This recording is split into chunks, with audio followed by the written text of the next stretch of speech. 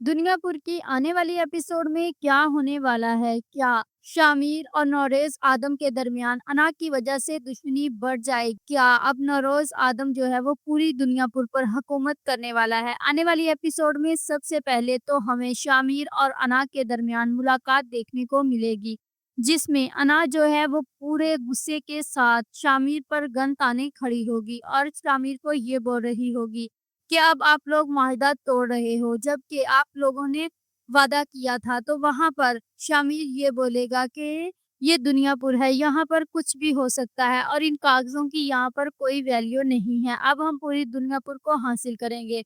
तो वहाँ पर अना कहती है कि चलो अगर यही बात है तो मैं भी अपने आखिरी साँस तक लड़ूँगी और खून के आखिरी कतरे तक आप लोगों के साथ लड़ाई करूँगी। अगर लड़ना ही है तो आ जाओ। दूसरी तरफ जो नरेश आदम है वो शामिर को बुलाएगा और उसको अपने प्लान के बारे में बताएगा कि आज रात हम नवाबों पर हमला करने वाले हैं।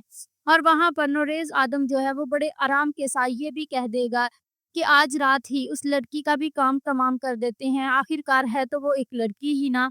तो वहां पर ये बात सुनकर शामिर जो है वो डर जाता है, क्योंकि शामिर को सच में अना से मोहब्बत हो गई है। अब शामिर को यही टेंशन है कि अना को इस हमले से किस तरह बचाया जाए।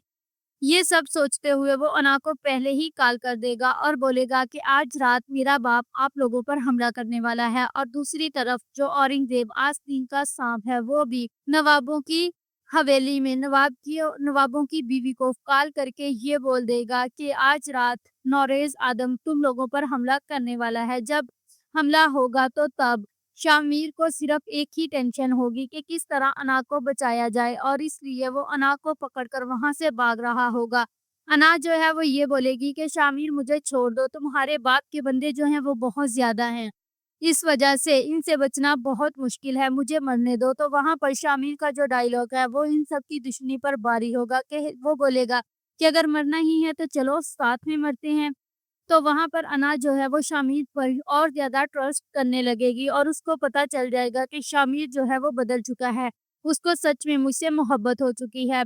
नौरेज़ आदम जब हमले में नाकाम होकर घर वापस लौटेगा तो उसको पता चल जाएगा कि ये गद्दारी उसके अपने ही बेटों ने की है, यानी कि शामिर ने। तब वो घर आकर अपने ही बंदों पर चलाना शुरू कर देगा और बोलेगा कि तुम में से ही कोई गद्दार है जिसने ये गद्दारी की है और नवाबों के साथ वफादारी की है। अब तुम लोग सच-सच बता दो कि किसने ये गद्दारी की है। वहाँ पर वो अपनी बीवी पर भी चलाएगा और बोलेगा कि तुम्हारी गंदी औलाद ही है जिसने ये गद्दारी की है और इतनी जुर्रत की है, वरना आज तक तो किसी की जुर्रत नहीं हुई कि वो मेरे साथ गद्दारी कर सके, जबकि मैं तो प्लान कर रहा था कि पूरा दुनियापुर ही हासिल करूँगा। आने वाली एपिसोड में आप लोग देखोगे कि अब नौरेज़ आदम और शामिर के दरमियान हमें दुश्मनी देखने को मिल सकती है अना की वजह से।